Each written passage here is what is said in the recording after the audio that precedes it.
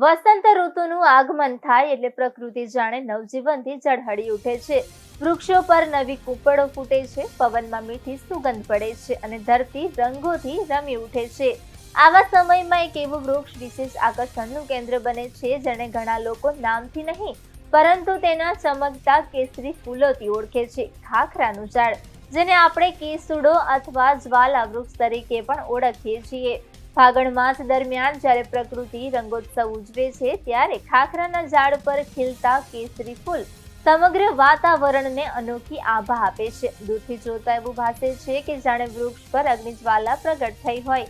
આ દ્રશ્ય માત્ર દ્રષ્ટિને મોહી લે એવું જ નથી, પરંતુ વસંતના આગમનની સાક્ષી પણ આપે છે। ગામડાઓમાં તે ખાખરાનું ઝાડ સામાન્ય રીતે જોવા મળે છે, પરંતુ તેના ઔષધીય અને સાંસ્કૃતિક મહત્વ વિશે બહુ ઓછા લોકોને જાણ છે। પરંપરાગત આયુર્વેદ મુજબ કેસુડાના ફૂલોમાં અનેક ઔષધીય ગુણ હોય છે। તેનો ઉપયોગ ત્વચા સંબંધિત સમસ્યાઓ, આંખના રોગો અને શરીર શુદ્ધિકરણ માટે કરવામાં આવે છે। એટલું જ નહીં, હોળી જેવા તહેવારોમાં કુદરતી રંગ બનાવવા માટે પણ કેસુડાના ફૂલનો પ્રાચીન સમયથી ઉપયોગ થતો આવ્યો છે, જે આરોગ્યપ્રદ અને પર્યાવરણ મૈત્રી વિકલ્પ માનવામાં આવે છે।